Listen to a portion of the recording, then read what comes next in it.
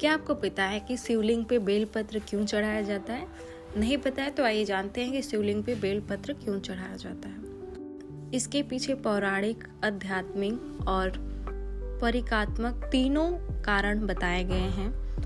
स्कंद पुराण के अनुसार बेलपत्र की उत्पत्ति स्वयं शिव भगवान के पसीने से हुई है, इसलिए बेलपत्र शिव जी को अत्यंत प्रिय है।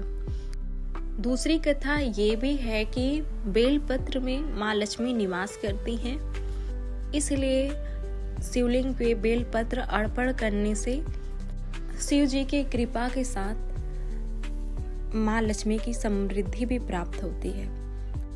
माना जाता है कि 3 पत्ती का बेलपत्र त्रिदेव देवताओं का प्रतीक माना जाता है, जिसमें ब्रह्मा, विष्णु, महेश।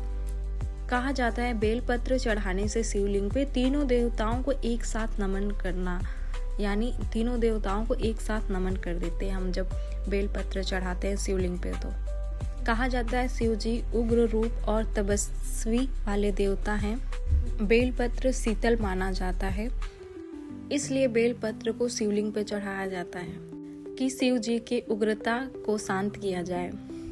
शिवलिंग पे बेलपत्र चढ़ाना ये दर्शाता है कि भक्त अपने 3 दोष काम, क्रोध, लाभ को शिव जी के चरण में अर्पित कर रहा है।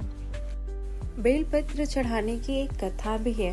कहा जाता है एक लुब्धक नामक शिकारी ने अनजाने में बेलपत्र शिवलिंग पे गिरा दिया और उस व्यक्ति को मोक्ष की प्राप्ति मिल गई। इसीलिए बेलपत्र की महिमा और भी बढ़ गई। और ये भी कहा जाता है जब समुद्र मंथन हुआ था, शिव जी ने विष पिया था, तो उस टाइम उनको गले में बहुत ज़्यादा जलन हो रही थी। तब सारे देवताओं ने मिल के बेलपत्र को उनके गले पे रखा था, क्योंकि गले पे रखने से शीतलता मिलती है। ये कथा ये भी है।